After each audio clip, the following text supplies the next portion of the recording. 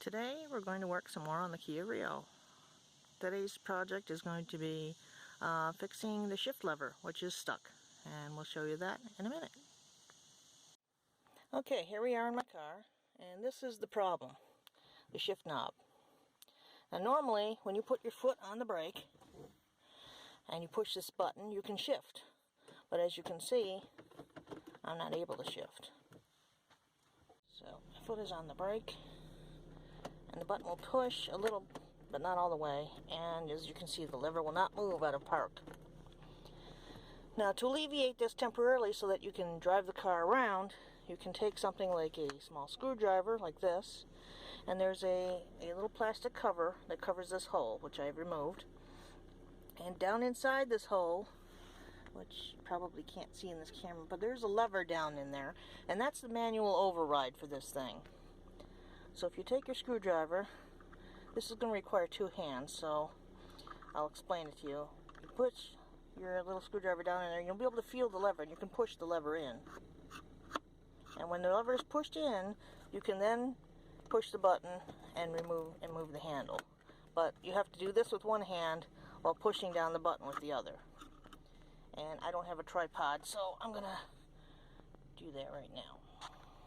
I have pushed the knob down, and once you push this knob all the way down, you can then push the button in on your shifter and it will move, as you can see. Now once you're out of park, your shifter will work normally and you can shift all the other gears. But once you put it back into park, you're then stuck again until you do the manual release. So what we're going to have to do is open up this console and take a look inside at this thing and see if we can repair it or bypass it. And that's what we're going to do next. On the little button that goes in the hole, and I replaced it so I can show you how to remove it. Your model may be different, but somewhere on your console near this shifter there will be a little cover like this on one side or the other, somewhere around it. And you can take a little screwdriver like this and just pry it up. And then once it's loose, you should be able to just lift it out. Like that. Now you've got access to the hole where you can stick your screwdriver down and activate that lever down in there. And that's a manual override that's built into these Kias, I guess, for just this reason, in case it breaks and you can't shift otherwise. Next we'll get into taking the console apart. Now, I'm down here under the dash, and this is the center console right here. There are 4 little clips that hold this thing in place. There's 2 on this side, and there's 2 on the driver's side. I've already removed the 2 on the driver's side, and the one here, and there's 1 clip right here. And there are no screws under here, there's just a plastic clip. So what you do to remove it, you just get under it with like a screwdriver, pry it up, and it should pop right out, just like that. And this all you have is 4 of these little plastic clips. And when working on this console, what you're going to want to do is take both seats and move them all the way back as far as you can, and recline them too, and put up your armrest if you have one. This will give you better access to everything. Now in the back here, this is a little coin holder or some such thing. It's behind the parking brake, which is here. And there's a little rubber mat inside there, and we have to remove this mat to get at one of the screws. Now on mine, there's a little tab back here in the back that I can grab hold of and just peel this right out. Get that out of the way, and there's the screw that we have to remove. The camera was not recording during the last part, but what I did is there's this little, in mine, there's a little compartment here that had this cover on it, and to remove it I had to grab the rear underneath the brake boot here, grab the rear of it with some needle nose pliers and pull up on it, and I managed to get it loose. And what's under here are 2 more screws that we have to take off. So there's the other 2 screws to take off that hold the console in. We'll take those out and then we'll see if we can get the console out. Alright, now we've got the screws taken out underneath this console here, and it's pretty loose, so I think we can get it out. So the next step is step on the brake, put your car into on, but not start.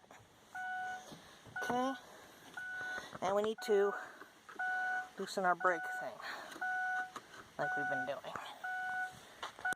Okay, so once you get the thing loose, just shift this all the way down to drive 1, and now we're going to try and lift the console out. So we should be able to lift it up from the back.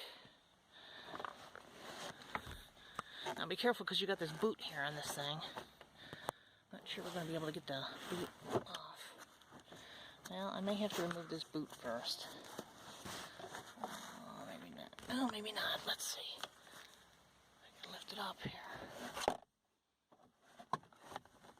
Here we go. Carefully up around the boot. I need 2 hands for this too. Solution, as I'm finding this out, is you pull up on the console and you have to sort of maneuver the boot back down inside of here as you're doing it. In this plastic piece too, you have to just kind of get them down inside the groove as you're pulling up on this, because it will stick. Okay, once it's all down in there, we should be able to lift this out. Yep, just like that. There we go. And now the center console is removed. Yay. Alright, so now we need to place, the part we're going to need to look into is down in here, where all this mechanism is, for the shifters. And we'll come back to that in a minute. Okay, we're back, and I've done some examination on how this thing works. I don't know if you can see it under here, but right here, this big black thing is a switch, and it has an arm on the front of it that actuates like this. And when you push the button on your shift lever up there, there's a little rod right here, which I don't know if you can see it, but this little rod is supposed to push down and actuate this switch. On mine, instead, the little rod is hitting a metal flange under here. So apparently, wherever this switch is supposed to be in its normal standby position up here, it's not. So what I'm going to do, I'm going to basically bypass the switch. I'm going to take and wrap a piece of wire around this arm and wrap it around probably this little frame piece here, so the switch is always in an open position. It will bypass the switch, so I'll always be able to use my shifter and I won't have to worry about it. I'm going to wrap a piece of wire and show you that in a minute.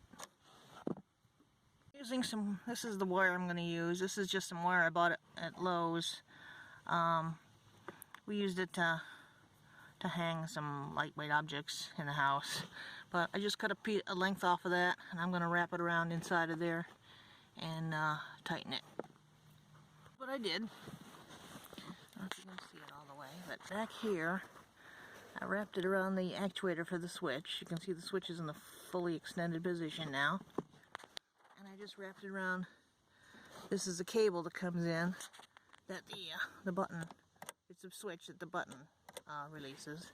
So this is a stationary piece. It's mounted on this bracket. It's not going anywhere. So I tightened it around here. Back in here, you can see there's a little piece there that moves. This piece right here. I made sure that the wire wasn't in the way of that piece. That's why I wrapped it around this way instead of where I was originally going to down here. So the wire is now nowhere near where it can get in the way of that piece and interfere. And this piece here is totally stationary. It doesn't move. And that wire is pretty thick. It should last a good long time. And as you can see now, when I press the button here, it's working and I can shift without a problem. So that's working good. Now we'll put the console back together and everything should be good. Console back on and in place. I put the plastic pins back in. Do those first so the holes line up, and then you can tighten your screws back in. One there and the 2 here, which I'm working on tightening right now.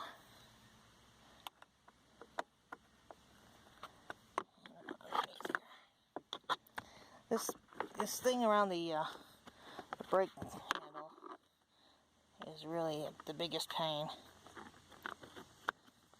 once you loosen this panel and you pull the console off, you have to sort of maneuver this thing down between the holes so you can get it off, because this part here, with the boot included, all has to stay in here while you pull the console over the top of it. And then when you go to put the console back in, you have to maneuver the stuff back through the hole again, which took a couple of screwdrivers and much bending and prying, but it's there. So I'm going to work on putting this thing back into place, and I'll be right back. I got the panel back in there. It was not easy. I did a lot of prying, and the boot's not exactly back into where it was before, but I don't really care. It's just a boot holding a stupid handbrake anyway. So the handbrake is good, back in place, and the shifter works. Now, once I bypass the switch, the only little problem there might be to it, which is not really a problem to me, but always put your foot on the brake. What we did is we bypassed a switch in here that makes it so that you cannot shift out of gear unless your foot is on the brake. And we bypassed that switch, so now it's like our foot is always on the brake. But, so when you do switch out of gear, you can change this gear without even having the key on, which I don't want to do right now because I'm parked on a hill and I'll start rolling if I put this thing in gear. But anyway, if you put your foot on the brake first, which is what you should always do when you shift out of gear anyway, always put your foot on the brake and then shift. But as you can see, we can shift without the keys even being in the ignition at all now. But that's good because at least I can shift my car without having to poke things in the holes and whatever. So for me, this is fine. So I didn't do an actual repair. I just basically did a bypass of the switch, just so that the car will function. Eventually, I'll probably take it to somewhere and get it fixed. But right now, I don't have the hundreds of dollars that would cost for, as you see, not that long. It took me maybe a half an hour total time to do this. So the hardest part is just getting the console off and on.